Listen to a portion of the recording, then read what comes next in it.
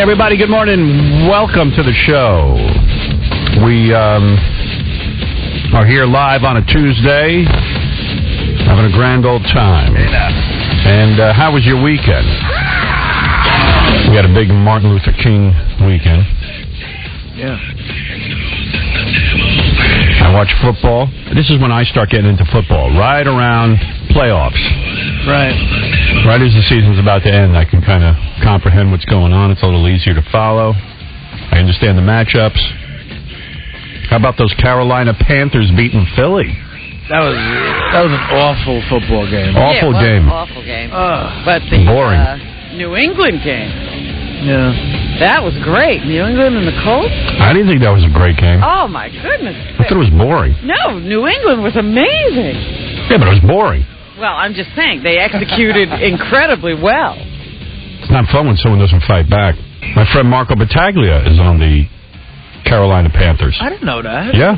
That's where he wound up? That's where he wound up, so he might get a Super Bowl ring if they can manage a win against the New England Patriots. Did they play Marco the other day? No, he's had an injury, what do you call that, a quad injury, quadricep. So he hasn't been suiting up even, or? I think he is suiting up. Oh, yeah. I don't know. I haven't spoken to him. In fact, he told me to call him yesterday, and I never got around to it. Hey, Sean.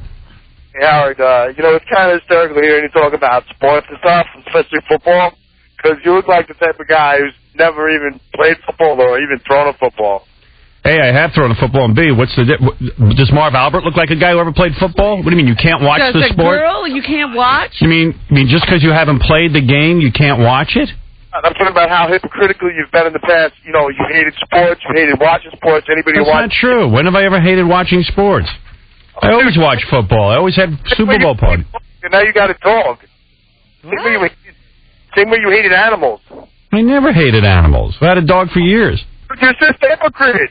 You know what I got to do? I got to pull up old tapes to you and let you see yourself. What did he say? He should pull up old tapes. I'm listening between the mess up of his phone. Oh, you're disturbed that perhaps some of my opinions have changed over the years? Yeah, it's called growing, ass. Get a dope. Get a phone that works. What a dummy. Yeah, if you're going to argue with somebody. I hate that guy. That I've been consistent about for all these years. Yeah, things do change. It's sort of called getting older and growing up. Stupid ass. People always come up to me and go, you were married and now you're divorced and you always said you have to stay with someone no matter what. I said, yeah, spoken like a true 20-something-year-old. Didn't know any better. You know, I'm not saying everything I say is right. I'm just telling you my opinions at any given time. You don't have to agree with them. I don't even have to agree with them. I have Apparently not. I have the right to change. This weather sucks. Somebody sent me an email over the weekend and said, you know what? You don't know bad weather. You're complaining about 2 degrees? Come on up to Syracuse. No. I said, no way. It's bad enough here. I got to go up there and torture myself. I don't need to know it gets worse. I'm denying your request. Come on up to Syracuse. I know. I was looking at a weather map this weekend, and I was looking at what it's doing in, like, North Dakota and all that stuff. I was like, man, how people live there, I don't even know, because this is pretty bad. I don't know where the weekend went. I spent the entire weekend indoors on my computer typing these, I told you on Friday, I had this revelation about Howard Stern, the high school years, the cartoon. Yeah. So I started to write all my thoughts down, write all the script outlines out, and I was going berserk. I literally Beth said to me, what happened to you all weekend? I said, you disappeared into a room, never came out? I said, well, I got all these ideas. I got to write them down. So I got completely crazed and was writing all frickin' weekend. Took a break for the games, though. And Friday night, the kids came over. We had a poker night. It was a lot of fun. They play poker? Yeah, I taught all the kids how to play poker. Hey, do you guys watch the World Series of Poker on... Yes, I do. Every once in a while, whenever I catch it, I don't... Yeah, how do you know when that's on? What channel is that? I think it's on one of the ESPN. ESPN, yeah. ESPN2, I think. My daughter Emily called me. She was watching the World Series of Poker with her boyfriend. She said, Dad, you got to watch this. Put on the TV, I'm telling you. put it on, I was totally engrossed. I love that show, and I love how funny-looking poker players are. I like that they all wear the dark glasses so you can't read their eyes. Right, Yeah, that one guy, Moneymaker, wears like those Brian Bosworth glasses. Right. They're so funny. How about that Russian guy? Did you see him this weekend? Yeah. Wow. I've seen him before. And there's an Asian guy, an older Asian guy I've that's seen that Asian guy before. really fun. Those guys play with some balls. When you watch it, don't you wish you could be a professional gambler and just quit your job? Oh, and yeah. God, my God. I always said that about shooting pool. If I could make a living shooting pool, Oh, man. you know.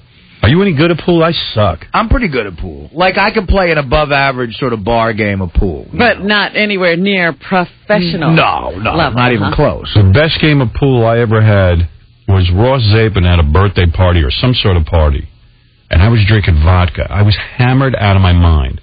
And there was a bunch of people, like, you got to play pool, and as long as it was like a round-robin kind of thing, as long as you played and you win, you get to Keep play playing. the next guy. I don't know what. I can't play pool to save my life when I'm straight. I was so hammered. Yeah. I started shooting, and within the first 5 balls, all of them drop in, and guys are coming up. I got to play you next, man. You're awesome. How long did it last? Yeah, awesome. And it lasted for like 2 games, and then I started to like kind of come down a little bit. I realized I can't keep this up. I don't even know what I'm doing. These guys think I'm good. Right.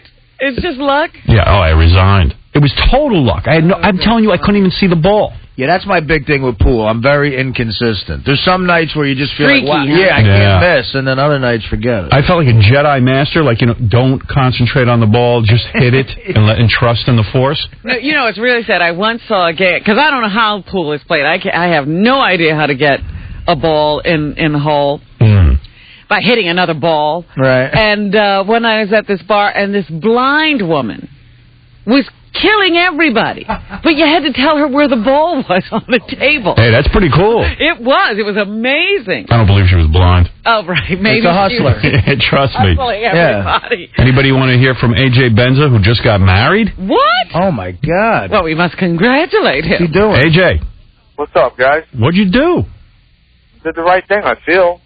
What's the right What thing? happened? Well, I just wanted to call, the family, let them know that I took the plunge. I was married in November, and I got a baby coming in June, and I actually feel okay about it. I feel wonderful about it. Can you Wait imagine? a second. Who the Wait. hell I swear- did you marry?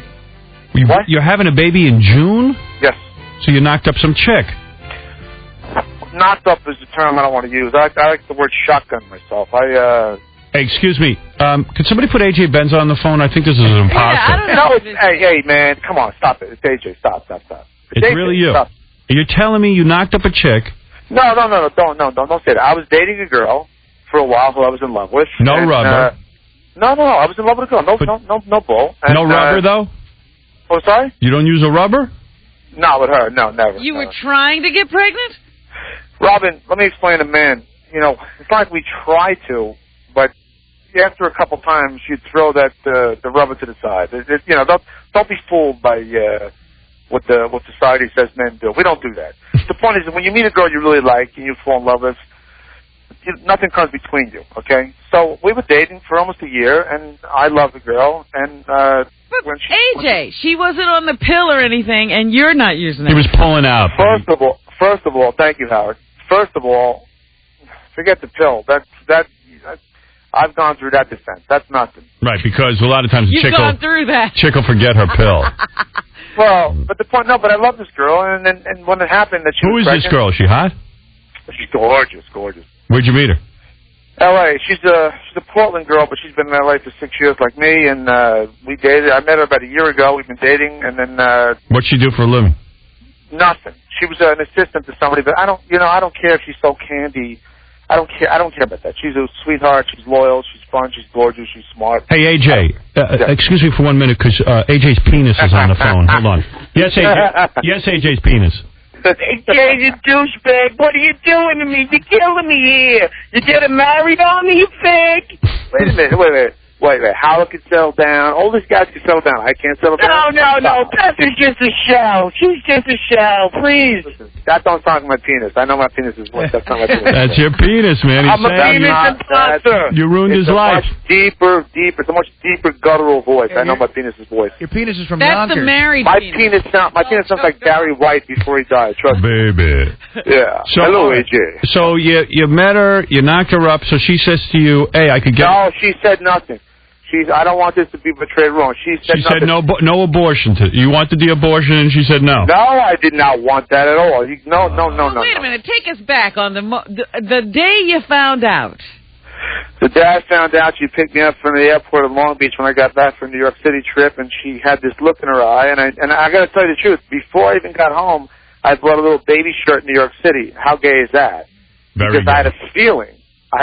that might be the case. And as soon as I saw her in Long Beach and she told me, before we even left the parking garage, I said, well, we're getting married. We're getting married. That takes a lot. You know me a long time. We go back.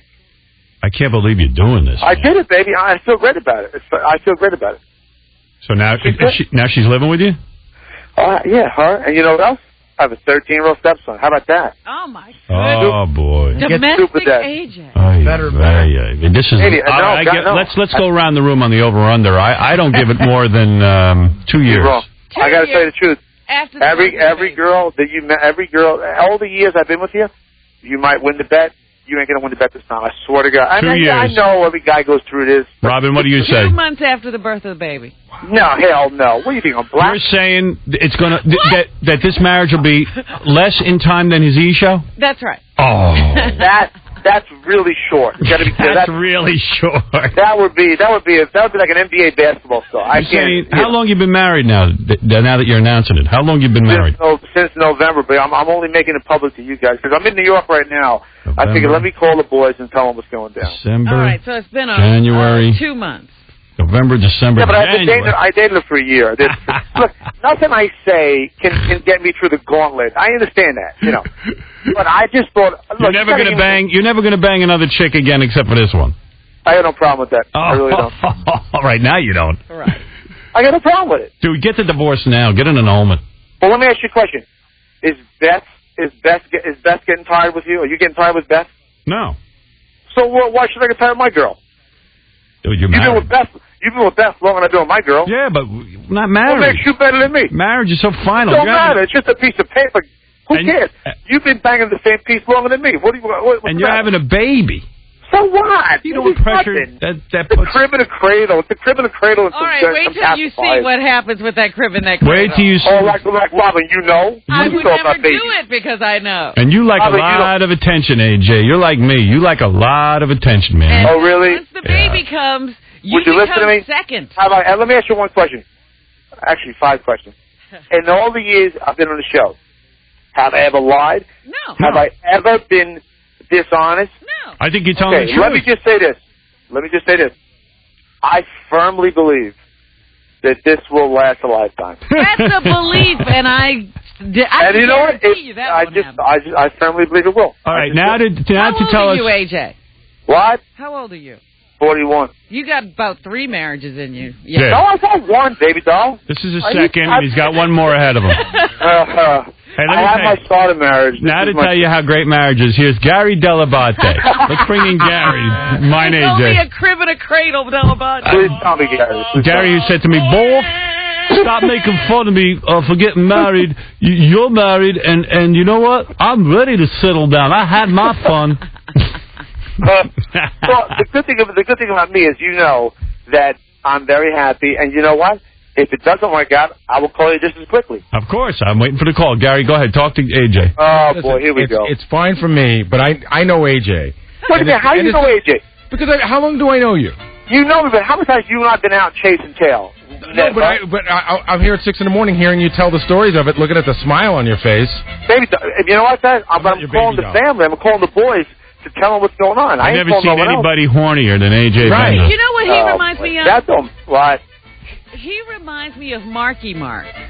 Why? Because Mark Wahlberg came I don't got 3 nipples. Excuse me. Mark Wahlberg came in here. Right. The girlfriend was having the baby. He was settling down. They're getting the house together. They're going to get married. What happened? Ran out the door as soon as the baby 2 was months born. after the baby's born. And let me tell you, You know what? When the chick he's with, you couldn't find a prettier chick. I think that when Jessica Alba knocks at your door, Rhea Durman's got to take a backseat. Hey, I disagree. I would want Rhea Durham anytime, any place over Jessica Alba. Jessica Alba's a little boy compared to Rhea Durham. So wait a second. I don't think so. AJ, you saying if Jessica Alba knocks at your door, it's all over? No, I wouldn't leave my girl for Jessica Alba. I really wouldn't. I'm not. Look. I love the fact that Yeah, I know everybody's laughing. Here's what I love. I love the fact that I've been blatantly, extremely honest in the show forever. And I swear to God, right now, I'm being so honest that I love my wife. I agree with you. I believe you. We know that. I predict AJ will fall in love with the nurse while his child is being born. In the delivery room? In the delivery room, he will meet his next wife. See, I wouldn't even get through Lamaze. I'll get through La and not Maz. You're going to start doing the Lamaze instructor. See, I went out to lunch with AJ. We talked about this on the air once. He says he doesn't remember saying this, but this had to be 15 years ago. I remember everything, man. We were Rosemary Terenzio at some gay spot on the Upper East Side. It's the first time I ever met AJ, and we're sitting there, we're talking, and we just started rapping. He goes, yeah, I'm from Long Island, and I said, where are you from? And he said, I think West Babylon or one of those places. West Islip. And I said, how's that? He goes, you know what? I used to be married. Now I bang models. Right. That's what he said. Oh, stop. But you said that. Yeah, that was 1991. It's 13 years later, for God's sake. Like, how's it different now? You got to stop holding on. Why? How's it different now? It's different now that it's 13 years later, and I'm not banging models. I love my wife, and I love... Okay, you know what? Everybody's got to stick what they've done 13 years ago.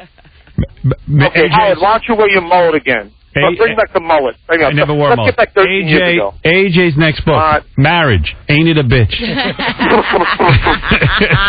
Yeah.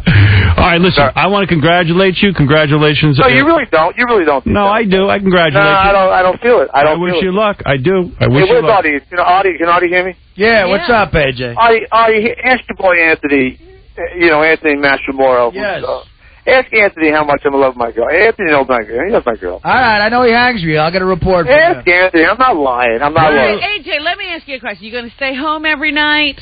I've been, Robin. I've been, baby. I've been. All right. Okay. What do you love about your wife? There's a lot of things. Name three. A lot. Name 3 things you love about her. 3 things? Yeah. Her loyalty, her beauty, her intelligence, the fact that she's a wonderful mother. I mean, there's a lot of things about her I love. A lot. She got a 13-year-old kid? Yep. Yeah. Good boy. Really good boy. So this is an older broad. She's 30. No, she's 30. She had a kid at 16. 30. And she still won a state championship as a track star in high school with a little 1-year-old boy. This is an odd egg. This one's good. This one's like state champ, high school, athletic, gorgeous. Remember Charlotte Rampling back in the day? Yeah. Very reminiscent of Charlotte Rampling. What? You have a stepson now? Yes, I do. How old is he? 13. How old is he going to be when you start taking him to Scores? Still 14 and a half. Does this mean you're not going to be going to Scores anymore? I was here tonight. You out of your mind? I'm in New York right now. No, my wife. No. First of all, you're home every night. You're talking to Ralph Cramton. I'm still king of the castle. Why, you out of your mind? I thought you stay home every night. You told Rob. I was at Store tonight with Chuck and Johnny C and Lonnie. I'll be there tomorrow and Wednesday. No, I ain't. That'll never change. This is all right. Okay. That will never change. Don't even worry about that happening. Look at this guy. I love him. All right. Hey, listen, AJ, I do congratulate you on your marriage. I do hope it works out well. I don't believe it. I don't. All right. No. First of all, happy birthday. Thank you. And we do hope it lasts for you. I know, guys. I just want to let the team know what's going down. All right, brother. I know you're going to talk. I know I'm going to hang up and you're going to rip my ass in 4 or 5 pieces. I know. I'm going to go do a commercial. And after the commercial, that's ass ripping time. No, we're leaving you alone. Oh, you a liar, but I love you all. All right, love you too. All right, take AJ Benz, everybody. All right. Long-time single guy. Giving it up. Another one bites the dust. He'll be back. Don't worry. Yeah.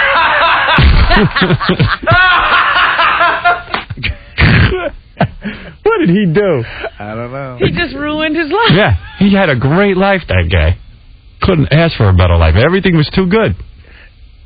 Well, he's going to be at Scores He just the next threw 2 a nights. huge monkey wrench into that party. Guy was free and clear. Yeah. What do I know? I never met the broad, so. Hey, she's a good one. I never met one that was good enough to go do that. Ruin your perfect life. Oh, dear. Well, AJ's going to show the way. Yeah. Well, meanwhile, he just got married. His Scores already 3 nights in a row. He's having his honeymoon at Right. Scores. Usually, when you first get married, you kind of lose that desire to go to Scores. Right, you stay with the woman. Yeah. Woman. That's not a bad idea to have a honeymoon at Scores. Right. That's my kind of honeymoon. Yeah. Honey, I'm going on the honeymoon by myself to Scores. You take your honeymoon, I'm taking mine. Go wherever the hell you want. He's on his honeymoon. Well, you're supposed to go on your honeymoon with your favorite place. Scores. Well, he's smart. At least he's laying down the man rules early.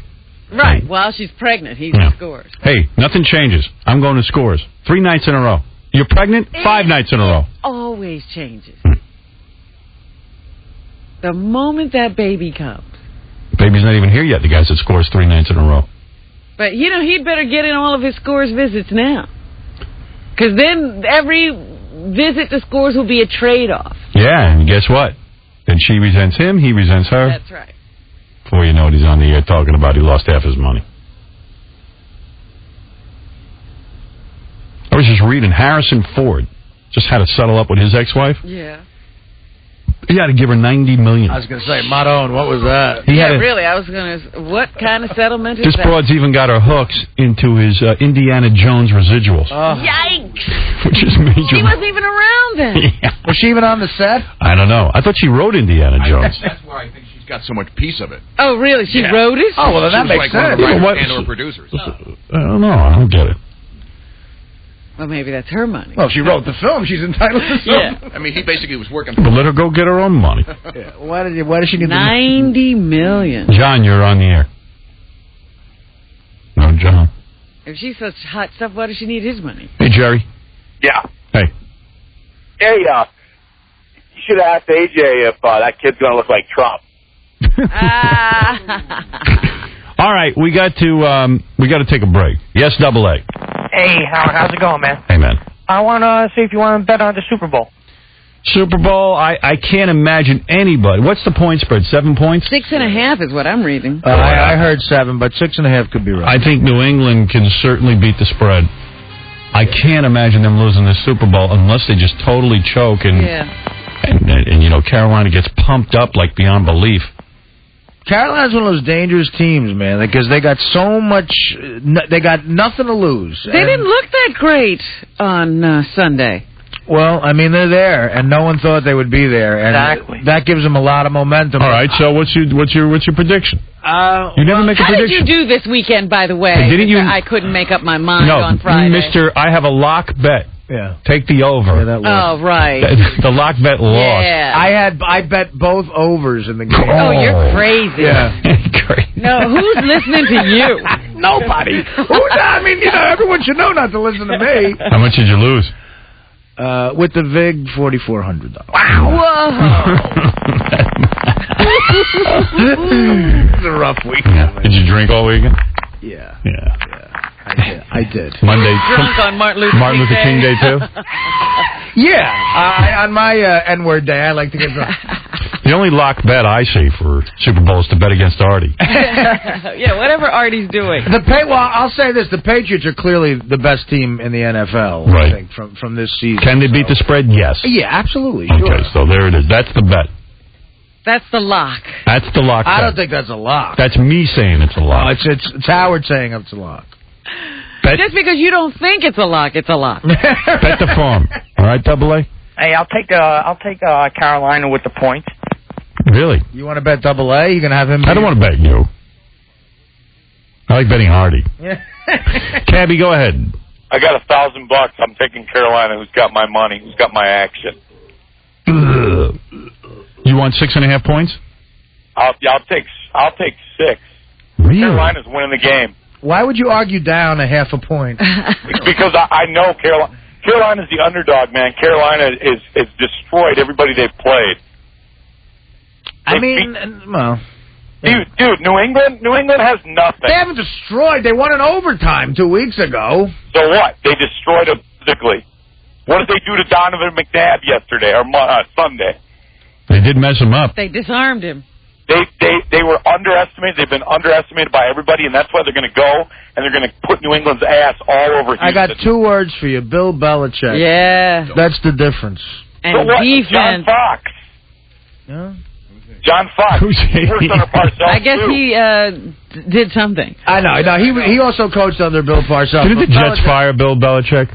No, he quit. Oh, he quit. That's I think what he it was. hightailed it. Yeah, he ran. He told him to stick the job up there. You know what? Yeah. Who's taking my money? Artie, you got my money? I'm thinking about it for a second here. How much are we betting? $1,000. $1,000? I got $1,000 with you, Howard. I hate betting these games because it ruins the game for me. Then I get caught up in it, and I would even maybe like to root for See, Carolina. you're the opposite of a gambler. I am. I hate it. Ruins the game for me because like guys will say to me who gamble, doesn't it make the game fun when you have some money on? I go, no, I'm miserable.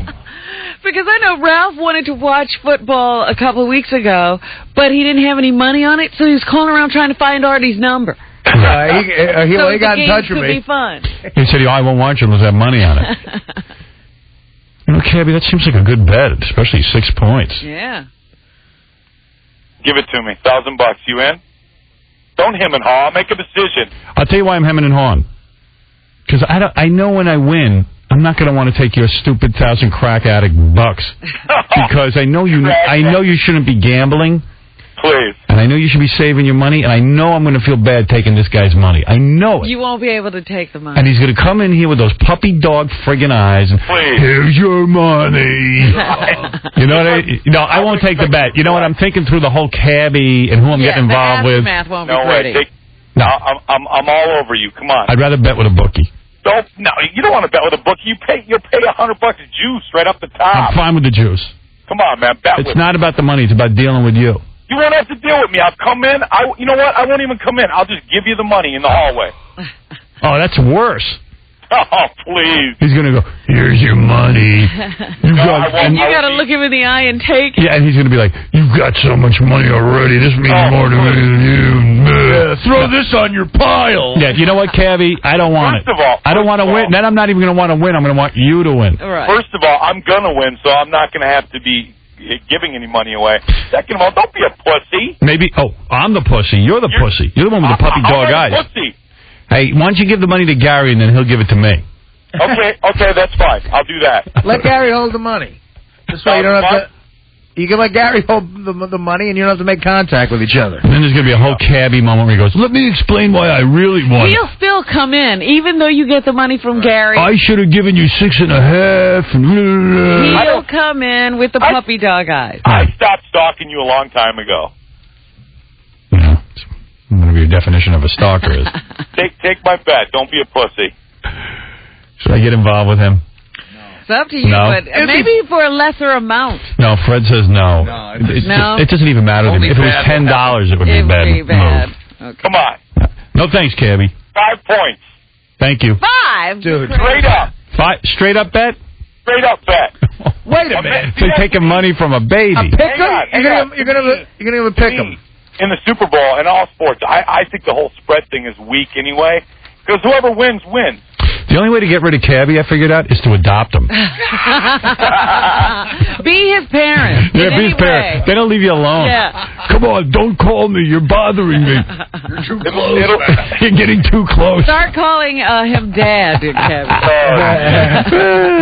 You like that? I don't want your even bet, because then you're going to be all pissed that you gave it to me when I win. Dude, I'm going to win. Bet me. Don't be a puss. I don't want to be involved with him. Robin, keep me strong. it. It's such a tempting thing to bet. I know, but will you stop? He doesn't want to bet with I you. don't want to bet with you. Goodbye. Straight up. 4 points. It's like taking money from a baby, straight up bet. Of course I would take New England in a second. It's a great bet. Straight up. I mean, Jesus. But do you think I want to win? No, it'd be too much. It would be worse for you if you won. I'm afraid to win with that guy. Now you got to root against yourself. Right. And then I can't enjoy the Super Bowl. Anybody want to talk to Henry Hill? Oh, what's he I always- up to? yeah, I I love know. Henry, but Henry Hill is the guy, as you know, the movie Goodfellas was his movie, his life story. He was in the mafia and he killed a bunch of guys. Hey, Henry. How you doing? Good morning, Howard. How's everything? That's not Henry Hill. Not Henry Hill. You're a dick, Howard Stern. It's not even Henry Hill. Yeah. That is a bitch. How could John not know that's not Henry How Hill? long have we been talking? It is Henry. How you doing, Howard? No, it's not. You're still a dick anyway. Yeah, this is not Henry at all. Bye, Henry. You're a douchebag, Robin. Thank you. Whoever you are. That bitch. Thank you, Henry. Hey, you know what's so funny is? You're right. AJ's right. You don't know nothing about raising kids. You raised a bunch of cats, and where they end up? Dead. It sounds like AJ again. I think it's AJ doing a Henry Hill Yeah, impression. really. It's AJ. By the way, Henry's not this sober, so I know it's not Henry. He's wasted out of his face right now like me. All right, Henry, thank you. That's a Henry Hill imposter. Is there a big need for that? Yeah. Hey, Phil, you're on the air. Go ahead. What do you got to say? How you doing, Howard? Hey, brother. I was a police officer in Denellen, and I was working on Saturday night. I turn over, look over my building where he was the star performer, Artie. Artie, street, public. Yeah, in public in the street. Let me get this straight. Artie, you're a police officer. You go to a comedy club. Is that true, Artie? Well, let me explain myself. We were at this place, and there was no bathroom. Like, to get to the bathroom, you had to walk through the crowd. So one of the guys running it said, well, I said, where's there a bathroom back here? He goes, there isn't one, but outside is right there. So the star of the show is peeing in the parking lot. So I had to go so bad. I went out, and it was like a snow bank, so I was going in the snow. You know, no one cares about that. And I feel a tap on my shoulder, and I look back at the two cops. Oh. I should have arrested him. That would have been funny. Yeah. Sorry. Due to Artie's arrest, he will not be performing. Yeah, the officer recognized you as that bank robber. So you gave him a free pass, you let him ride? Excuse me? You gave him a free pass, you let him Yeah, I let him go. I didn't want to go to the show because I don't think he went on yet. I don't know how he went on. He was hammered. He couldn't even speak. No, I was there after the show. Oh, man, that's funny. Hey, thanks. They were nice guys. Thanks, Later. officer. All right. Artie. Joe, go ahead. Good morning, Howard. I just want to let you know, so far I've been Henry Hill, I've been AJ Benz's penis, and now I'm going to be Artie's career. Dead. He's thinking of doing it. Where did you pee? Where was this in the parking lot? It was just... What club? New Jersey? It was a place in Denellen. It was a movie theater. They turned... During the day, it's a movie theater, and at night they have comedy, I guess, or something. It's an all right place. Yeah. No bathroom in the back, though. Oh, well. Cheaper by the Dozen was playing there in the afternoon. Good thing you didn't have to crap. Really? I thought about it. Hey, while I'm peeing, I think I have to move my bowels. It is funny. It was one of those things where, like... Excuse me, officer. In the middle of leaking, I'm like, oh, hi. Hey, Chris, you're on the air. Yeah, man, this guy must make a habit of it unless it was snowing in Florida in a big crowd, because that New York Comedy Club in Boca Raton, he was peeing outside in the alley. What are you making this a habit? I don't remember that. Yeah, I swear to God, man, anybody who saw Artie peeing in the alley, there's like 5 different guys going, this Artie's peeing in the alley. Big star. Hey, you give him a lot of credit for those outside shots in that basketball game out in Vegas. Yes. But, that comes from years of sitting in a chair after he eats his takeout, chucking it into the garbage can because he's too lazy to get up. Well, okay. However. Thanks, buddy.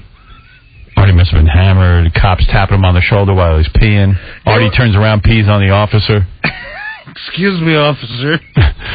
Officer. Did you stop or did you keep going? Well, how do you... It's hard to stop, Robin. It is. Officer, can you pass the toilet paper?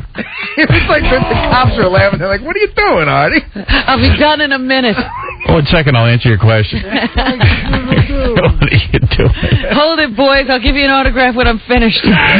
Were you all nervous and everything? Like you were going to get arrested? Oh, God. How embarrassing. Because that happened to me, too. I forgot when I was going over my rap sheet that I got arrested for that. Public peeing. So that's 11 arrests. Yeah, outside Fatso Fogarty's in North Arlington. Is that true? Fatso Fogarty's? There's a bar in North Arlington in Jersey called Fatso Fogarty's, and I got arrested. I got to take a break. I'll come back after the commercial. Howard Dean had a meltdown. I got the speech, and tell you what's on TV. Got a whole bunch of other things to tell you about, but first we got to take this little break. We'll be back right after this. I was going to replay Triumph the Insult Dog because of the email. Everybody loved them and said, hey, could you just replay it? Some people missed it, and now would be the time to play it, but there's so many people on the phone, and there's so much good stuff going on. I just, you want to hear the replay? Yes. All right. Well, can everyone just hold on the line, and then I'll get to you? It was great. It's worth replaying. Yeah. Triumph the Insult Dog came in on my birthday. It really was good. Triumph the Insult Dog. I thought it was great. Job, good stuff. A lot of people wrote me, said they liked that when I replay it, so there it is. All right. Do I have time for calls, or do I have to take a break? Take a call or two. Okay, there's Fred, always up for a party. Only Triumph heard that. Hey, Rob. Yeah, ha ha, really funny. Triumph is the dog, yeah. Ha ha, really funny. Real original. All right, you didn't like it? No, it's stupid. Guess you can't please everyone. A lot of people wrote me emails, so they wanted to hear it again. I guess Well, read this part. Oh. All right, well, okay. And you're an idiot. Your friend Marco Battaglia plays on the Panthers, and you don't want to back his play? What kind of idiot are you? You're a jackass. And that What is going on today? What is wrong with you, you stupid ass? What a goddamn idiot. I think it's the same guy. That's the same guy again. Is that the same idiot again? It might be. Oh, the same guy was calling in? I think so. I don't know. Hey, let's go to Dave. No, it's Sean, and yes, it is me calling in. Back to back to back to back. I got you every call so far today, Howard. Who cares? I don't know. It's just. I mean, so let me get this straight. I'm an idiot because you call over and over and over again and get through, and I'm the idiot, but you're spending your whole day calling me. No, I'm not. Stupid ass. Jake, go ahead. You're on the air.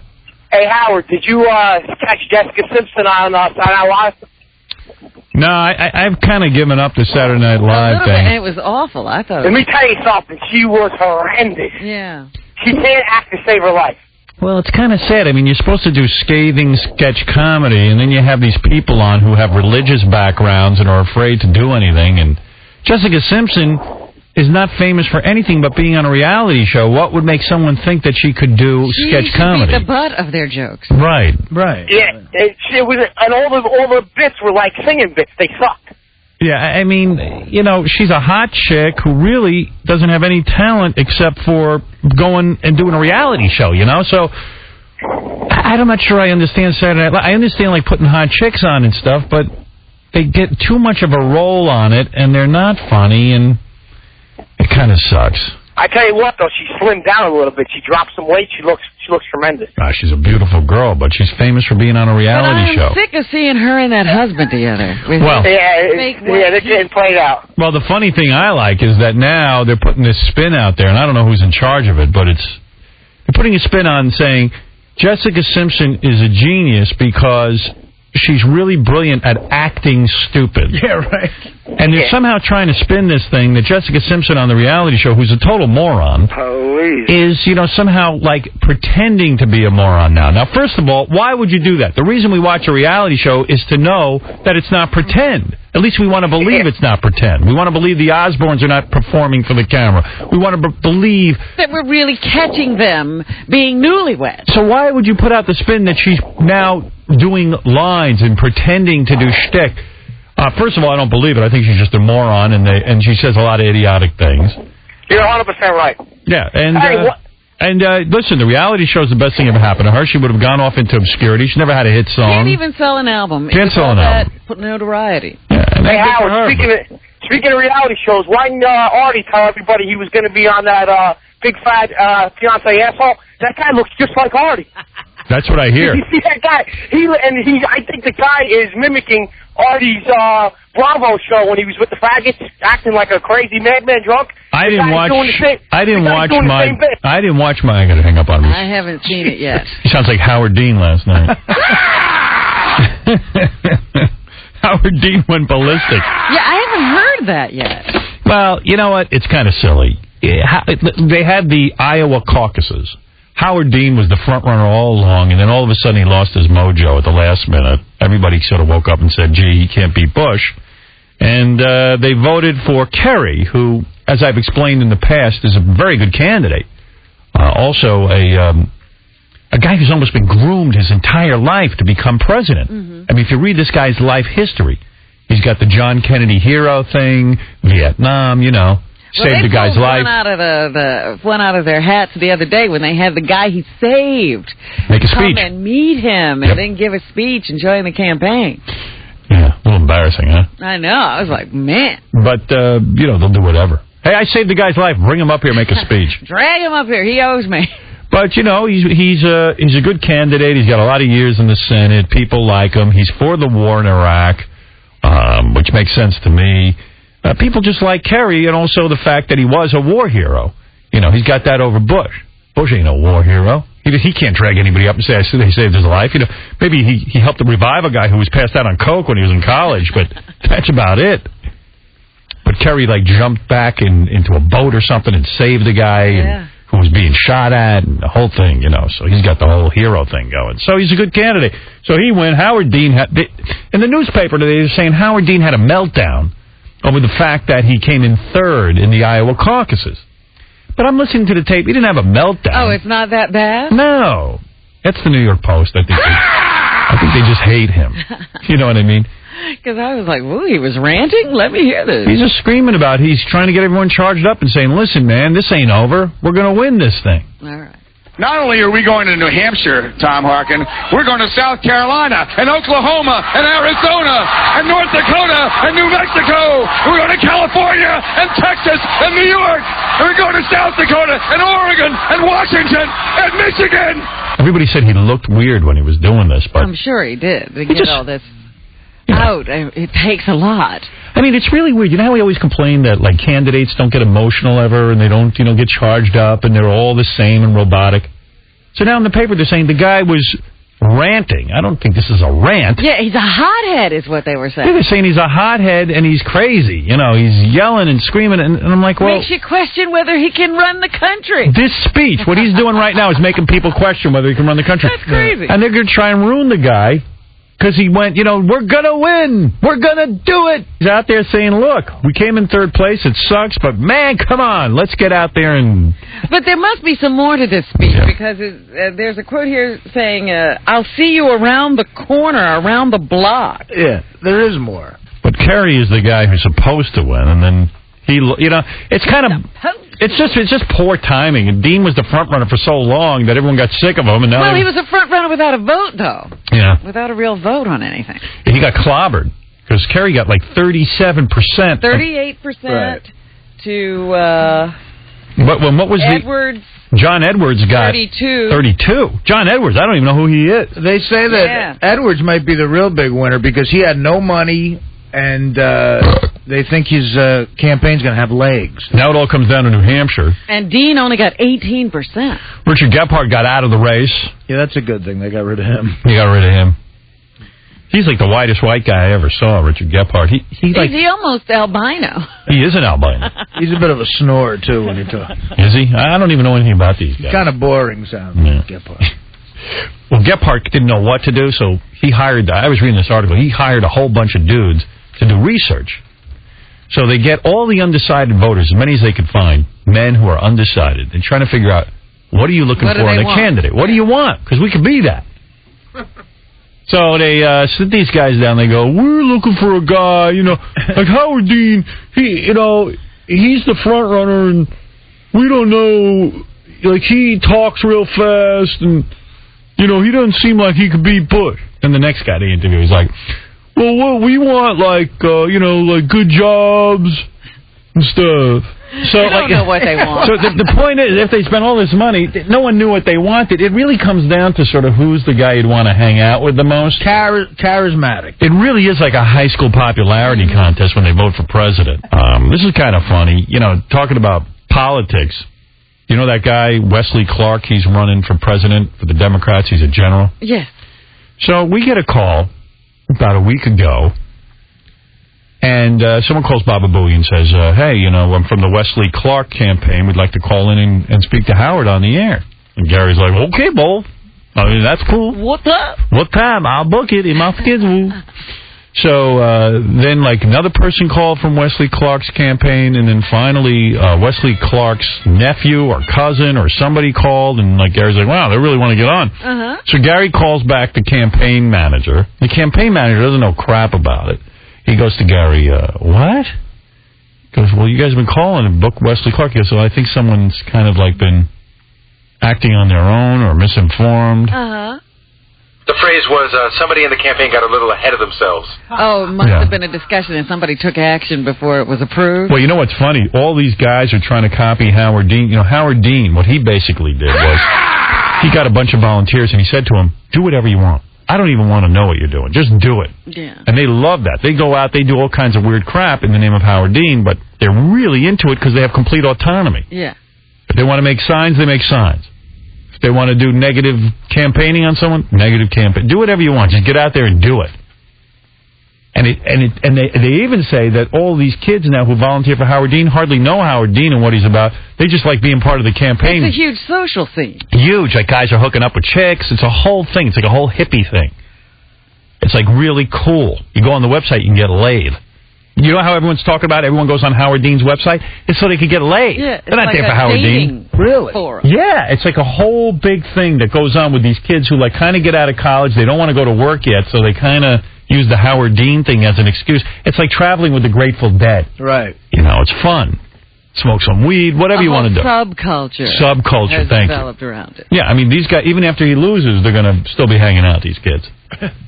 So everybody's like all freaked out and hanging out and stuff. And so I guess Wesley Clark, all the other candidates are going, we've got to get a website. We've got to get kooks to go out and campaign for us. Right, we got to get the young people. So I guess one of these kooks is calling us all the time. Right. Only he hasn't talked to anybody else. No, so Wesley Clark's person used the same, you know, like you know, when we don't want to book somebody, we go, you know, why don't we just take your number and we'll call you? And Gary goes, well, do you want Wesley Clark on? Because I'll interview the dude. I'll interview all those candidates. Why not? We need to know who to vote for, too. Yeah. Kerry wanted to call in at one point. John Kerry, I said okay, and I don't know what happened to that. I was reading an article on satellite radio, you know, that's the radio that you could, you know, pretty much put in your car and you have no commercials or anything. And you don't have to worry about language or any of that stuff. Yeah, it seems kind of cool, but it sort of seems to be like the has-been graveyard. I read everyone who's doing satellite radio now. It's all guys who kind of couldn't get jobs anymore on commercial radio. Really? Yeah, like half the air staff that was fired here is now on satellite radio. Oh. And who else I read was in satellite radio? It's like it has been lame. I mean, it's great, though. At least there's somewhere to go after you're out of commercial radio. I mean, it's good. It's like if I was a football player, I would have been for the XFL because it's somewhere you could go after you're out of the NFL. Mm-hmm. There's tons of guys we know in there. I heard Pat St. John. I mean, he was done. I heard Carol Miller. That whole NEW staff. I heard Will Pendarvis, who used to work here just a couple of months ago. I just ran into Will the other day. Yeah, Will's doing weekend stuff here, right? Yep. Yeah. But it's a lot of, I can't even remember the rest. It's all the voices you grew up listening to. Yeah. I guess there is life after regular radio now. So at least there's somewhere to go. After you suck. But how long can that last? I mean, they got to get somebody to start listening to that. Yeah, what happens when you start to really suck? Yeah, it's a question of whether people pay $10 a month to listen to more radio. To listen to the radio you were done listening to. Listening to the radio you didn't want to listen to anymore. Well, $10. I was figuring I was going to be starting a lawn care service, but now I got somewhere to go, satellite. Right.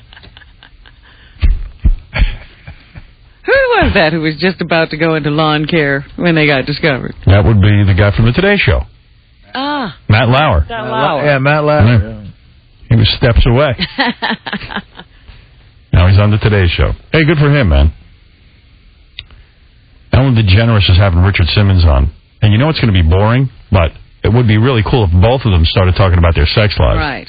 She's had him on before, because I've seen little clips of him in previews or promotions for the show. So he's become a regular of Ellen's now. Yeah, he won't come on my show because I started referencing the fact that he might be a homosexual. And it kind of freaked him out. Yeah, like no one was thinking that. No, he's confining himself to shows that just want to talk about his dogs. Yeah. He's confining himself to shows that where the host and the guest are all lying. All pretend to be something they're not. Yeah.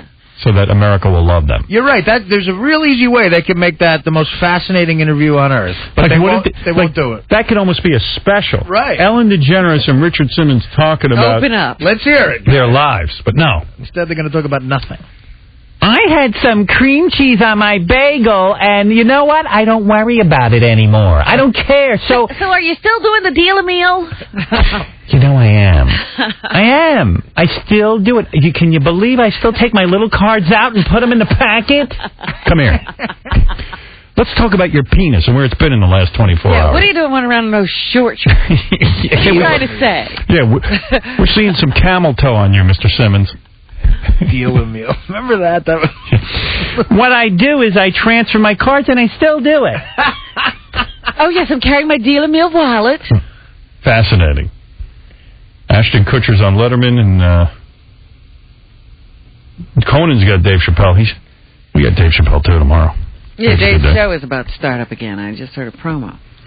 Fire! Yeah. Deal a meal. Who wants to get thin? See what else is going on. Kobe Bryant lost his McDonald's endorsement. Yeah, I just saw that. But I heard he called McDonald's. He was pissed, and he asked the girl who delivers some fries over to his house if maybe she can put a tube of lube in there and see if they can't get busy. Yeah. The Astroglide. This is a big blow to McDonald's because they hired Kobe for their image. Now this is almost as big a scandal if Mayor McCheese was caught with kitty porn. So everyone's freaking out. Or if Ronald was doing something over at McDonald's house. Ronald got anal from one of the kids at McDonald's house. McDonald's all uptight. Yeah, man. What's the matter? You have a little rape. You don't like it? And Mystical, we said this last week, was sentenced to 6 years in prison. Mystical. Has he started serving his time? I think so, yeah. Yeah, they took him right away? Yeah. 6 years in prison for forcing his hairstylist to perform sex acts. Which is the opposite of my life. Ralph, my hairstylist forces me into sex acts. And you've never charged him. That's amazing. To press charges. Well, actually, Ralph isn't my hairstylist. Tony is now. Not anymore. That's right. You got tired of all the harassment. That's right. I couldn't take it. He's my stylist. I have a stylist and a hairstylist, and I'm a big mess. Can you believe I have a stylist and a hairstylist, and I still look like this? All those people working on you. Imagine if I didn't have that. What exactly is a stylist? Well, on E, actually. I'll tell you the truth. In E, we have to make sure I wear different clothes every day, or else the show will look the same, because basically it's me sitting behind a desk. Right. So Ralph picks out the shirts, and I don't know. I don't have time to go buy a shirt every day. Ralph handles all that. If you see a nice shirt, it means Ralph went shopping. He puts you together. If you see the same shirt, it means Ralph didn't do his job that week. Kind of like what Artie's mom does for him. Yeah. I have a Ralph, and Artie has his mom. Yeah. I have a 3-shirt rotation. Hey now. And I do notice on the E! Show, it looks like I just wear the same thing every day.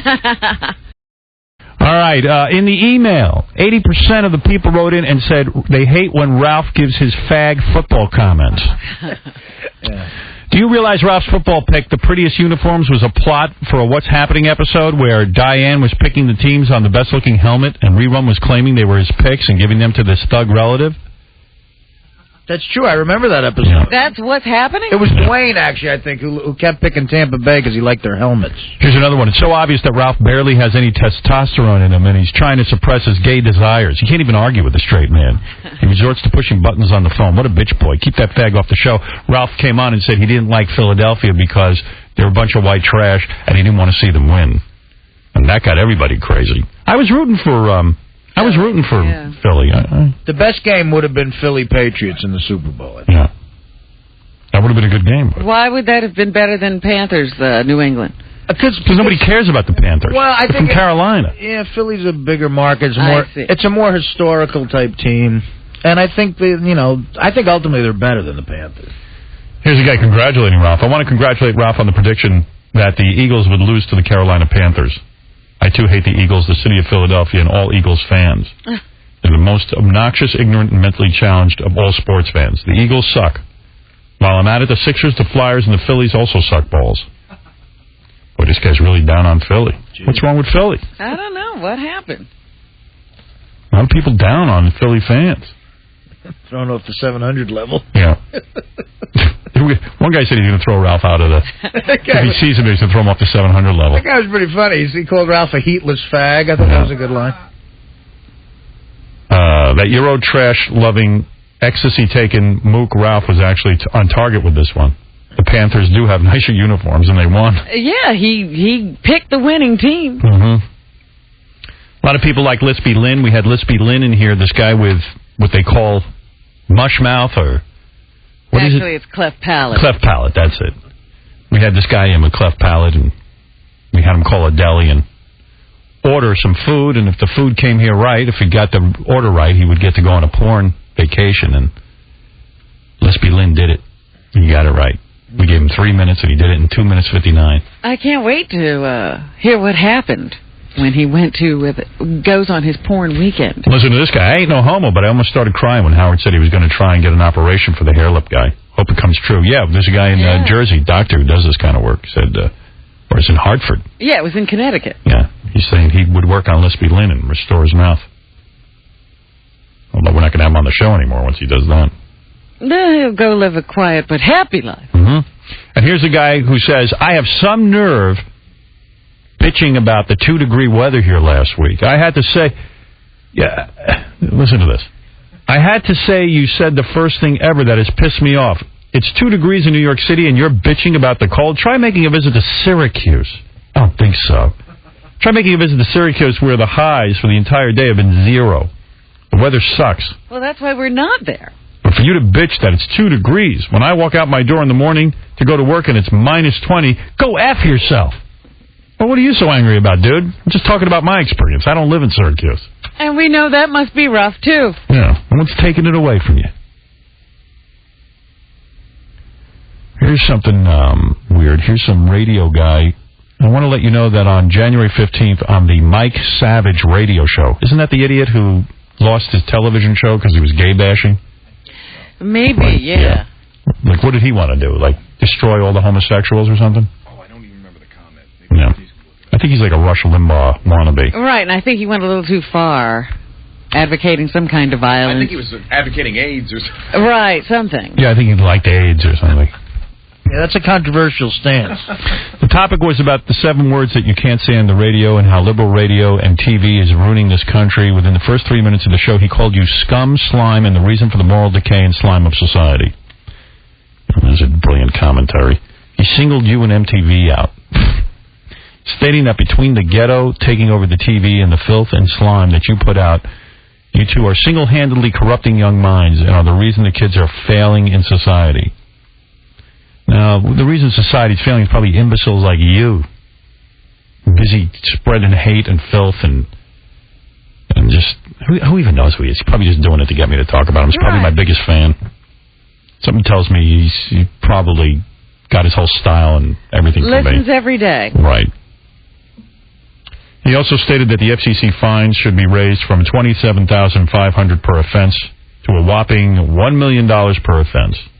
Well, that's good. Let's take away all free speech. Let's take away everything that's great about this country. Yeah, a free society is wrong. Yeah. Hasn't worked. So many people want to take away free speech. They're so afraid. So afraid of thought. It's really weird. The chairman... Meanwhile, we go to war with people for that.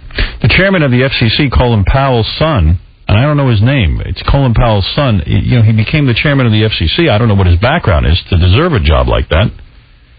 But he has recently called to increase the fines against radio stations when there's obscenity. And the real problem is nobody knows what, for any day, the particular obscenity things they're talking about. We don't know what the laws even are. Well, they also said they were going to change their ruling on the F word. Did you hear that? That you can say it? Well, you know, in certain cases when it's considered news, they've let the F word go out. And now they're saying, no, maybe we shouldn't let it go out at all. I mean, there isn't a little kid on the planet doesn't know the F word. I don't even know what everyone's carrying on about. I swear to you, I don't.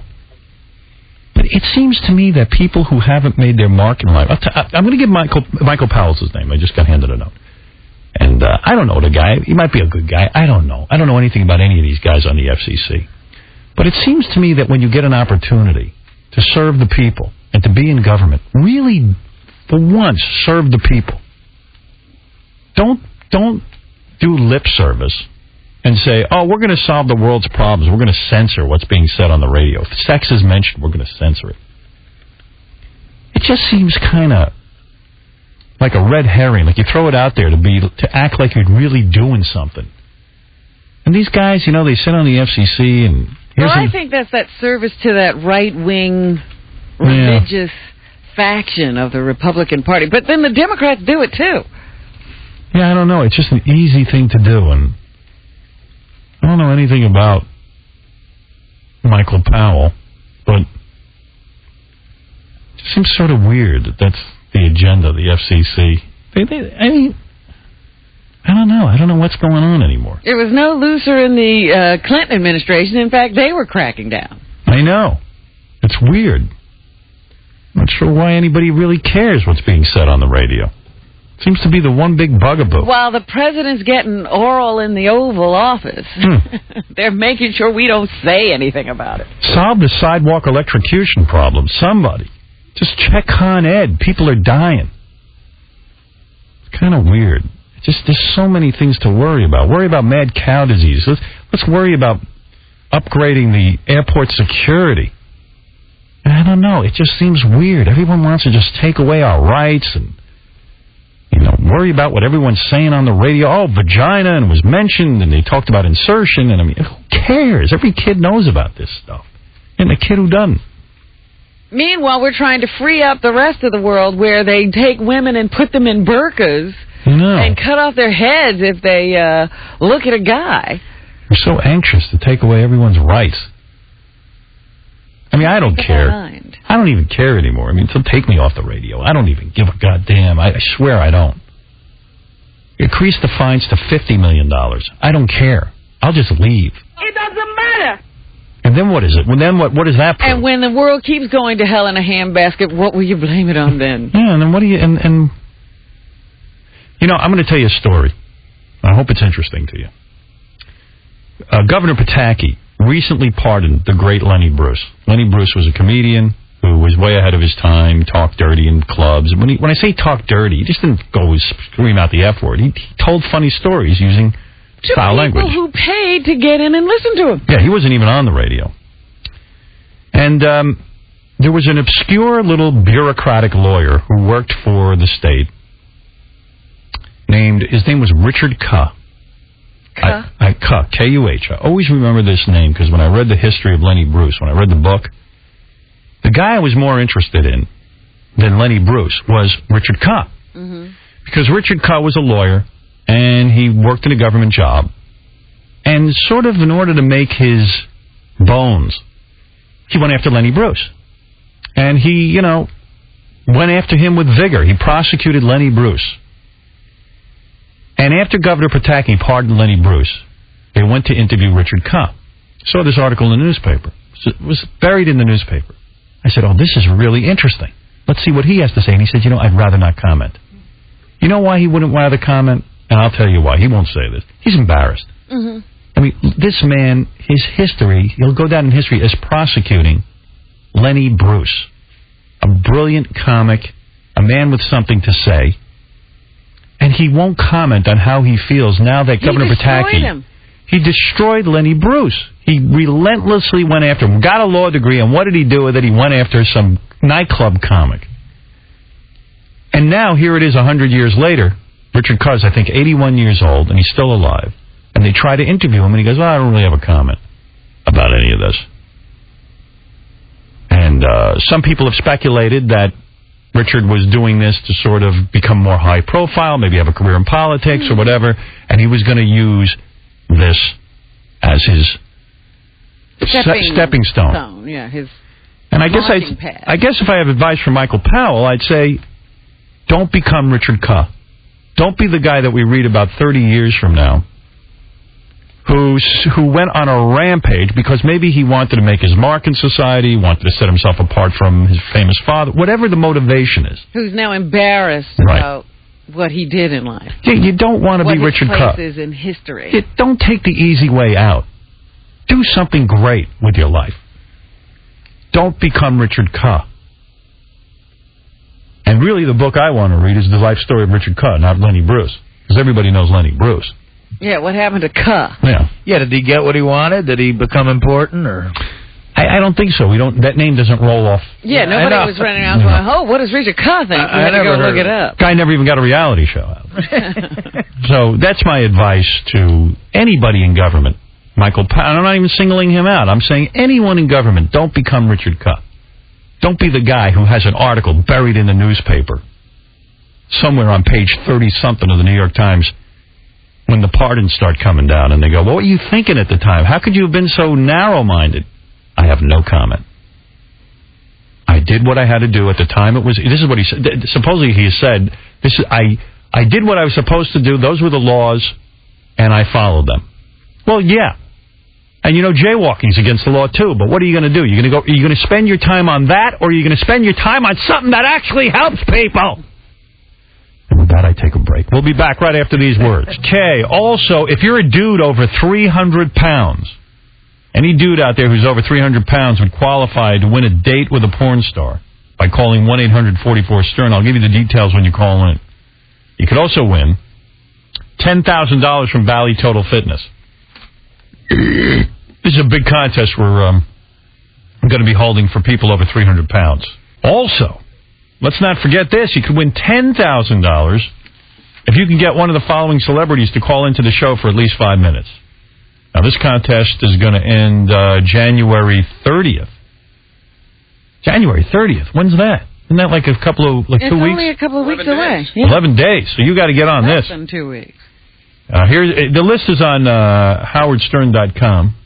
Airborne put up the money. That's if you got a cold, Airborne will get rid of it. It's created by a teacher who was sick of catching colds in class. You just asked for Airborne. Paris Hilton, Julia Roberts, Sean Penn, Robin Williams, Star Jones, Dr. Phil. The list goes on and on. Artie's whore. So they have to have them on the air by the 30th of January. 30th? The 30th of January, Robin. Stop trying to stretch it an extra day. All right. When is the new Scores opening? That's what I want to know. Till the very end of the month. Yeah, when is the new Scores opening? I don't know. Okay. Hey, by the way, I was on. I got an email from C. Diddy, Kid Chris, and he said to me that go on the Lauryn Hill website. Lauryn Hill from the Fugees, formerly of the Fugees. I don't know what she does now. She was so good. She had a solo album, and then she became a mom. Go on LaurynHill.com. This broad is selling. It's a weird website. There's nothing musical about it. There's nothing political about it.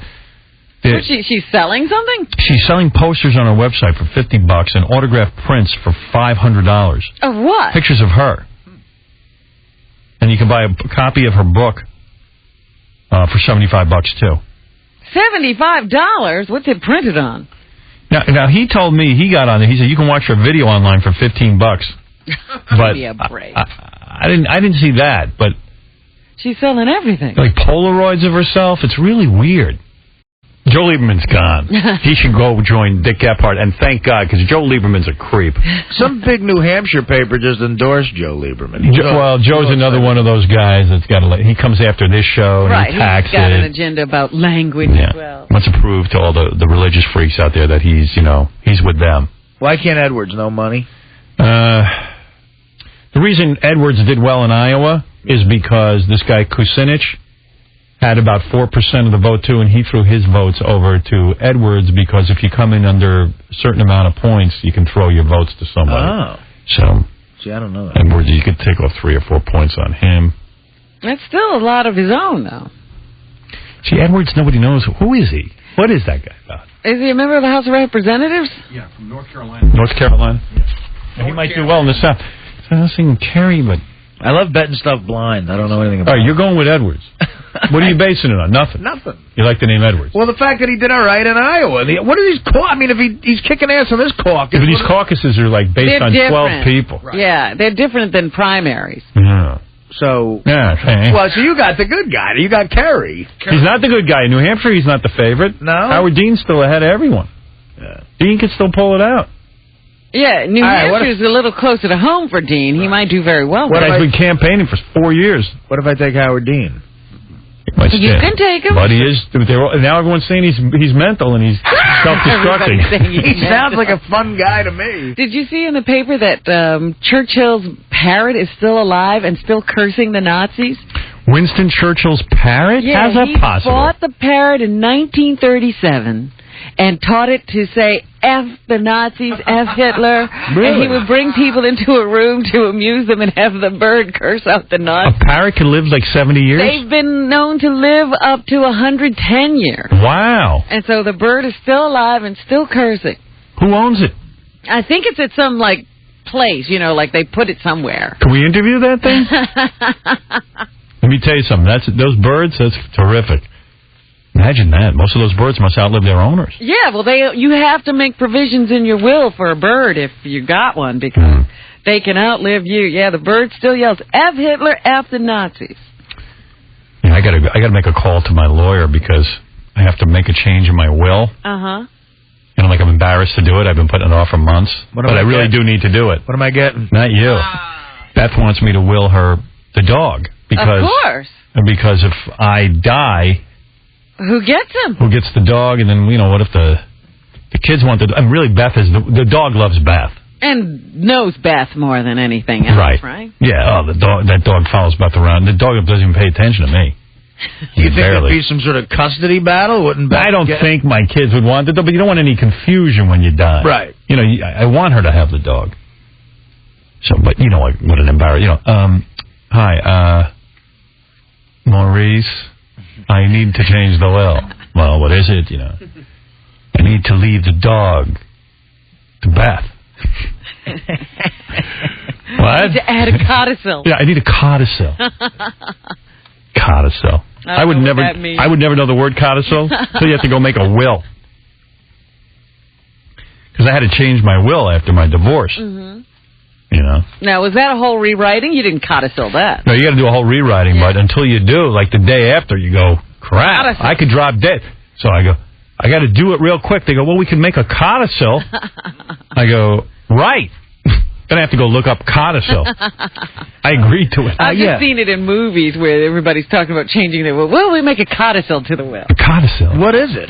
It's like a piece of paper. You know what it is? Everything in law gets complicated, but all it is a piece of paper saying, look, I don't have time to sit down and make a whole big change, so here's an addendum to the will. Like, whatever I said before. Yeah, forget that. Crash that. It seems just as effective as rewriting the whole thing. Yeah, but rewriting it takes these guys. They have to trump up a whole bunch of charges, so they have to charge you hours. I forgot about that. If they let you in, that it only took them 10 minutes. Right. So when they do look for the will, they have to look for any codicils. If they're codicils, then they count more than the will. Like I got buddies of mine who are lawyers, and like I see, they sit there with their laptop and they go, look, I got this document in my laptop. All I got to do is fill in the names. I get paid, and they tell me, and I almost fall over, and I go, so my lawyer must be telling somebody that, too. Right. Yeah, all we got to do is... That's unbelievable. Yeah. What a racket. So you got to codicil the... I got to codicil the dog. Fire! Could you leave me your stylist? Yes. You want Ralph? Yeah. You can have him. You can have him now. I need some shirts. That's the first time Ralph's ever been requested. Wow. Yeah, you got it, pal. I'll codicil that. He was wondering what to do with Ralph. Yeah. I got to admit, I was a little disappointed that Beth isn't planning to kill herself if I die. She's got to live for the dog. That's the only reason. Yeah. All right, Alan, you're on the air. Go ahead. Hey, Howard, how are you? Hey, now.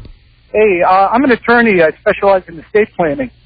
And, a codicil basically is just nothing more than an amendment to a will instead of doing a will all over. Well, that's what I said. Yeah, if there's just something little that you want to change, like adding... well, that's what I love attorneys. Yeah, we know. I know what something is, but until an attorney tells you... You don't know. You don't know. Well, now I have to charge you for it, of course. Yeah, now you have to send me a bill. Not on. Yeah, hey, Jim, go ahead. Hey, I just wanted to say Fred is an absolute genius laying that vocal over that music track. Why is Fred a genius? Didn't he do that for you? He played AC/DC. I laid over the track. Yeah, one hits one button, another hits, Howard hits another button. Great. Then collaboratively. Wait a second. I don't want to give Fred any credit. Then, Howard, you're the genius. Thank you. That was incredible, though. That's better. Thank you. Sorry, all right. Fred. All right. You're no genius. You're right. Neither am I. Don't worry about it. Fred, you are a genius. You know that. Fred writes many funny bits. That was funny. Just won't give them to me. He is the genius of himself. That was funny the way you just crowbarred the credit away from Fred. Yeah, I mean, hey, why should he get it? It's my show. I came to expect that. I was waiting for it. Thank I you. saw it. Forget it. Sorry, pal. It's like Haley's Comet. He was about to take that award, and then it was snatched away. Oh, it was never even coming in. I was feeling generous for about a second, and then I came to my senses. I think it was, yeah. It's like, wait a minute. Hey, Phil, you're on the air. All hail, Lord of the Anal Rings. Lord of the Anal Rings. Fred, give us some of that genius. Bow down on all fours! Did you check out the Michael Jackson arraignment? Is he shooting a video, or what was up with that? Well, today in the paper they're saying that Michael Jackson got carried away when he showed up for his court appearance. He showed up late. Okay, that's number one, which you never pee on the judge. A judge is like a referee at an NFL football game. You don't screw with the judge. Does he realize the judge has the power to send him to jail? The judge has the power to sentence him. The judge has the power to sort of sway the jury by what they allow as evidence. How he charges and That's what right. he allows. But he could also send him to jail for contempt. He could have him tied up in the courtroom and handcuffed to his chair. So Michael Jackson's so whacked out that he showed up late because he thought it was like an appearance. You don't show up on time. You show up late so that It build anticipation. Build anticipation. Plus, they treated it like it was a rock show. They had all of his fans. They must have paid a bunch of people to show up, or he kind of said to them, maybe I'll take you to Neverland afterwards if you show up. So 2,000 loons showed up in front of this courthouse for Michael Jackson. Did you see him directing the camera around? Like, it looked like he was shooting a video and directing a video. The guy jumped up on the car with him and was shooting him close up. They think it's We Are the World. So then he gets up there with an umbrella looking like Mary Poppins after plastic surgery, and then he starts moon dancing on top of a roof of a car, and all of this is just driving the judge crazy. You know that, because it creates first of all, he wasn't there on time. Mm-hmm. So now Michael Jackson's lawyer is doing damage control. Number one, he's telling everybody around him to just, quit sucking up to him. And, they say Michael Jackson's like a 12-year-old. And, if you say to a 12-year-old, don't show up and moon dance in court, and they're like, well, why not? Well, you are what you eat. You are what you eat if you're acting like a 12-year-old. So they need him to act. They need him to act and behave like an adult. Yeah, they said he's going to have to grow up. Yeah, so they don't know what to do with him. The Daily News had a great headline over the weekend. It said, "Scary Poppins." He's scary Poppins. It's really and funny. what's up with Ted Nugent almost cutting his leg off with 40 stitches? Good for him. Take care. I love you guys. Thanks. Ted Nugent is one of those guys. I know the guy. He's one of these weird guys that I said this last week. He's one of those guys that always has to prove to you that he's really manly. Right. Like there's nothing womanly about him. He's manly. Like he bow hunts, he shoots, he chops his own wood. He skins the thing himself. Yeah, and the wife has got to go along with everything he's doing. It's like if you're in Ted's world, it's all about proving that you're not a homo. Right. Which is a little odd. And I don't know who called him a homo. And someone must have called him a homo, or somebody must have gotten a hold of him when he was a kid and I don't know, what happened? Porked him. You know what I mean? Something must have happened. Yeah. Because I've never seen a guy who's so vested, improving every minute. Yeah, do you get up in the morning going, how can I be manly today and show everybody what a man I am? Yeah, I'm going to go hunting. Then I'm going to, I'm going to chainsaw my wood. It seems like guys like him are trying to convince themselves, too, that they're not a homo. I don't know. He must have been gang raped when he was 4 by, a bunch of uncles and grandfathers or something. I don't know what happened to this guy. So, so he runs around all day, in a coonskin cap and a loincloth. Skins. And collecting animal urine and setting traps. There's only one thing. There's only one thing you need on your resume not to be a homo. You don't bang guys. Yeah. You don't have to shoot things with arrows. You know what? If you're secure, you can go get facials and dye your hair. As long as you're not banging a guy. If you want to. But he's overcompensating for something. So then they develop a TV show around it. Hey, that's fine. I'm happy for the guy if he's got work.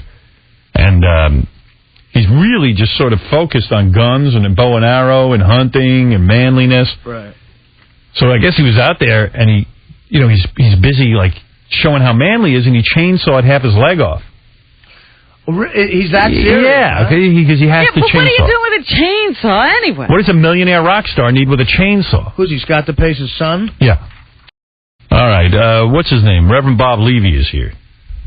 Wants to come in. He's mad at you, Robin. What did I do? Robin Quivers. He doesn't like that you hired Colin Quinn to roast me at the party. Oh, no. He feels that I overlooked him. is better and that he should have had the job. That's right. I'm the king of roasters. I should have been there. I'm very upset. Well, it wasn't a slam at you. It was just that he had roasted De Niro at the. So I roasted the great Howard Stern. I know, and it was a sort of a joke because he was supposed to bomb. You would have been too good. Oh, starting kissing my ass already, huh?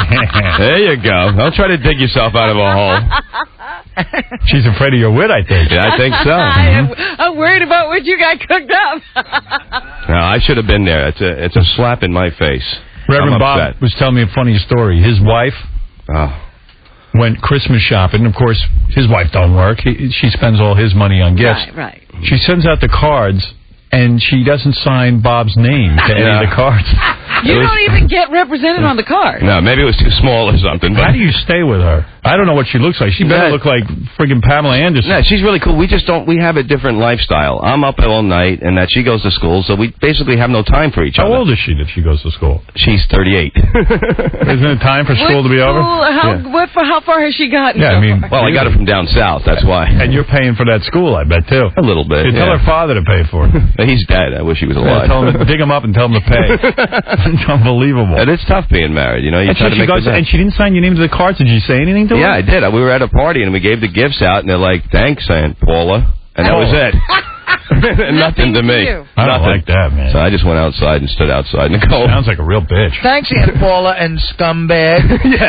Yeah, she couldn't fit scumbag on the card, I guess. How long you been married to her? 8 years. You got to get out of that. This is a second marriage. Oh, man, it's over. Did you sign a prenup? No, thank God I got nothing. I have a drinking problem. Yeah. I don't even know where my money is. Oh, I'm sorry, man. Yeah, the first marriage. Did she say anything, though? No, I said, why didn't you put my name in? She's like, I didn't think anything about it, you know? All right. Yeah, you didn't think. That's the goddamn problem. It's hurtful. It's hurtful to be like, you know. Is divorce ever brought up, or is she into the marriage, or? No, well, I sleep on the couch, so we don't really talk that much. You cheat, though, right? No, please, I can't cheat. I'll lose everything, Howard. You cheat. Oh, not me. I'm a good boy. You ask them. They're always with me. Really? These boys. I heard, don't you have girls come up on stage and lick whipped cream out of your ass? And that was a long time ago. That was the old me. Cleaned up your act. Yeah, he cut that out. Yeah. I can't believe you don't cheat. No, I don't. I masturbate a lot. It was known that you cheat, I thought. No, that was my first marriage. I didn't like her. All right. This one, yeah. You know, he was married to this woman. I guess they got divorced, and then he took the ring back and he gave it to the new wife. Yeah. You got the old ring? What's wrong with that? No, there's nothing wrong with that because I'm not good at marriage. Why should I spend all this money on a ring where it's going to go to somebody else again? And then Bob's kid goes to school. Yeah. And how old is he now? He's going to be 5 in February. So he went to school and he said the word pussy. Yeah. And now they're like threatening Bob. Yeah, they come after me. It's my fault that he said it. He was talking about a cat outside. And they go, no, that's not a pussy, that's a cat. And he started jumping up and down going, it's a pussy, it's a pussy, screaming. And I get in there, and then they want to talk to me. And I'm like, that little son of a bitch said that. Unbelievable life I got, I'm telling you. Why I don't hang myself, I don't know. Hey, did you guys see this? By the way, Bob's this Friday and Saturday night at the New York Comedy Club in Boca Raton, Florida. Oh, okay. Give a call, 561-470-6887. And Bob and Artie are doing a show at Beecher's Comedy Madhouse January 31st at the Hard Rock in Las Vegas. So you can get tickets for that. Vegas. That's good. See, big time. And you hired Colin Quinn. I'm in Vegas with Artie, and you're hiring Colin Quinn. Thanks. Unbelievable. I didn't realize you had gotten this big. Oh, yeah. And what happened with the Stedman joke? I said that in October. Nobody remembers that? What, you called Mr. X Stedman? Yeah, and that was the 50,000 guys that called Mr. X Stedman. Oh, come on. That was me first. Sit back and relax. All right, I'm crazy. Drivers say that. Well, Ronnie, not Ronnie. Hey, did you guys see this picture in the paper of Stephen Hawking, the scientist guy who's in the wheelchair and he's all messed up? I feel so bad for that guy. Yeah, I mean, he really like his He whole is messed up. his hand goes the opposite direction from what it's supposed to go. And Everything's in the wrong place. he can't talk. At some young age, he got some disease and it made him all messed up. He looks like he's got real bad CP. Yeah. And he can't even talk. And he invented that computer where he can press buttons and it goes, shut up. Hello, how are you? I peed myself. I peed myself. So now they're saying that he has weird bruises on his body and he was left outside in the sun to get really burned up. One of those wives. But you know what's great about this guy? He's all messed up. He's got worse than CP, muscular dystrophy. God knows what he's got. And he dumped his first wife. Yeah. That's amazing, man. Married another one. That's a man's world. Yeah. He had the balls to do it, but I don't. Yeah, he's like, Get out of my house. BJ. Why didn't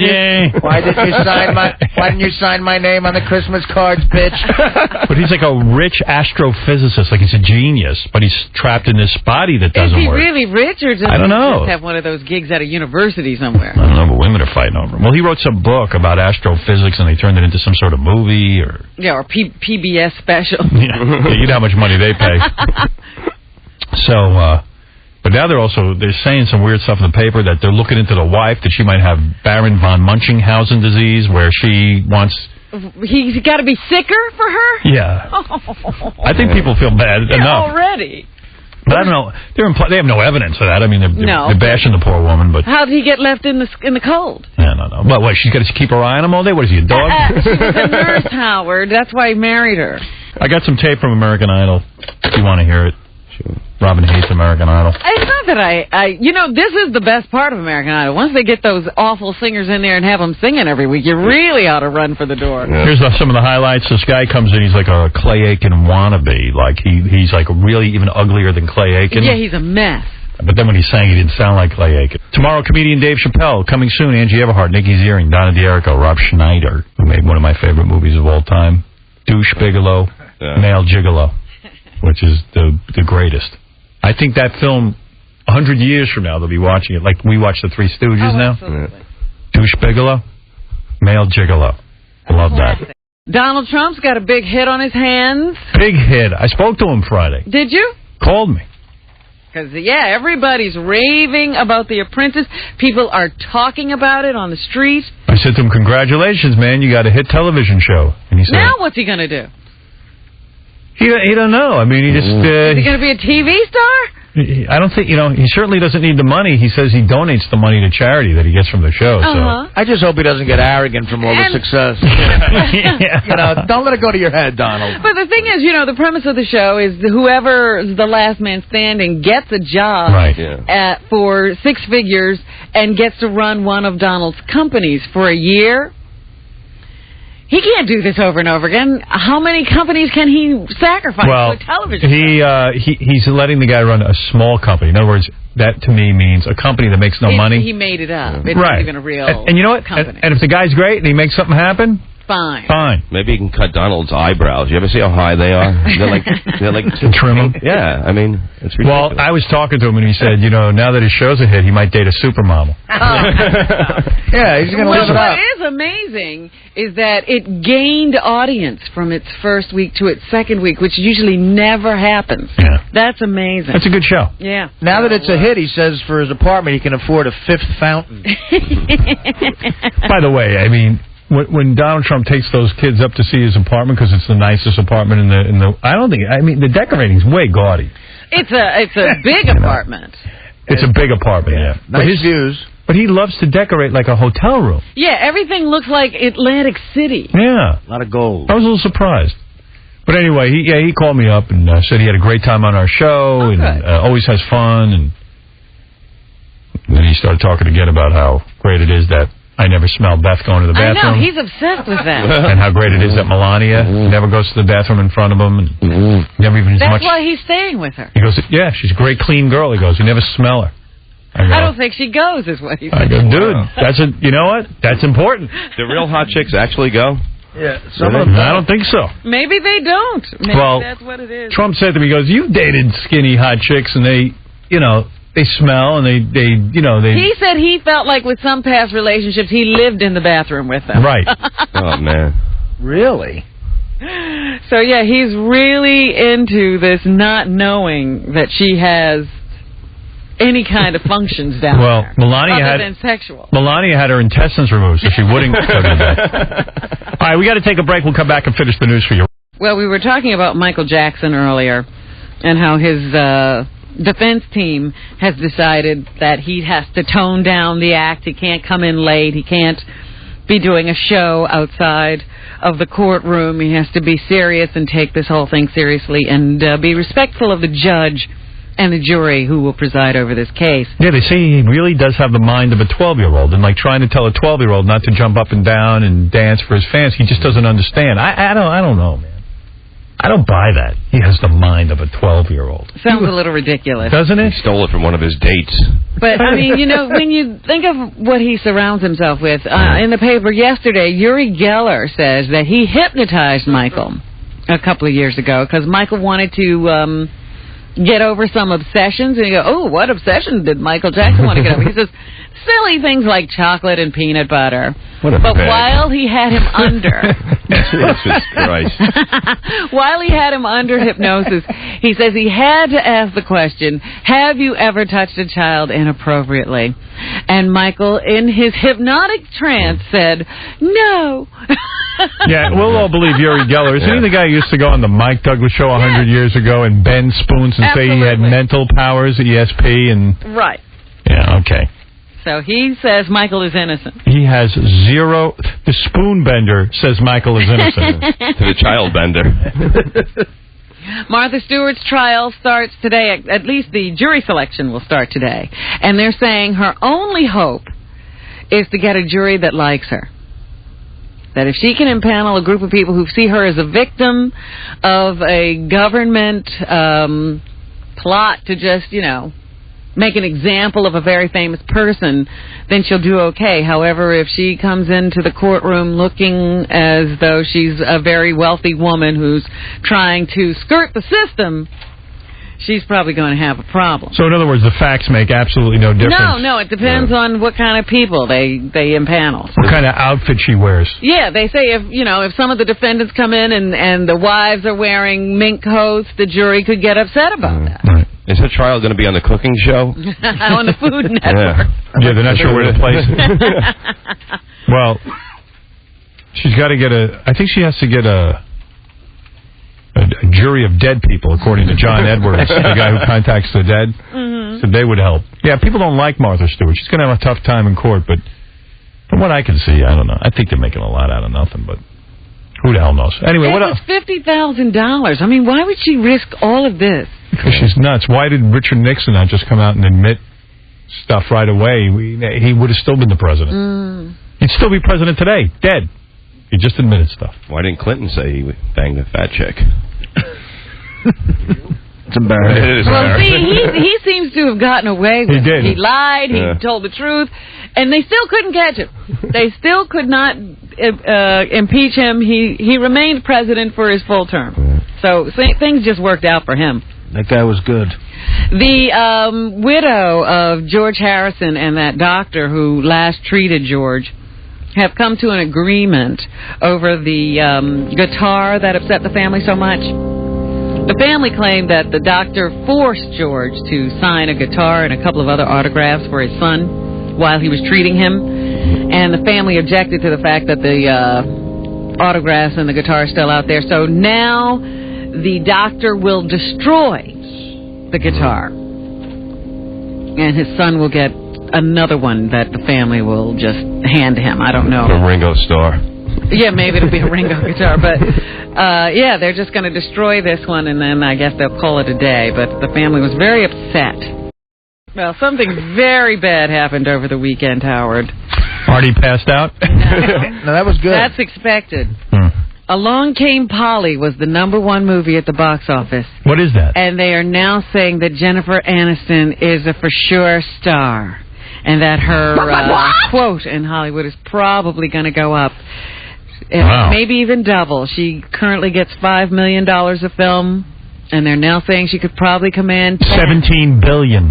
Will you stop? You know what it They is? expected Along Came Polly to do about as well as Ben Stiller's last opening with Zoolander, which was about $15 million. And over the Martin Luther King weekend, that movie, Along Came Polly, made $35 million. Wow. Yeah, you got to pin that one on her, I guess. Yeah. People want to see her. Yeah, so Hey, good that's for her, what they're man. saying, that they like her in that girl next door role.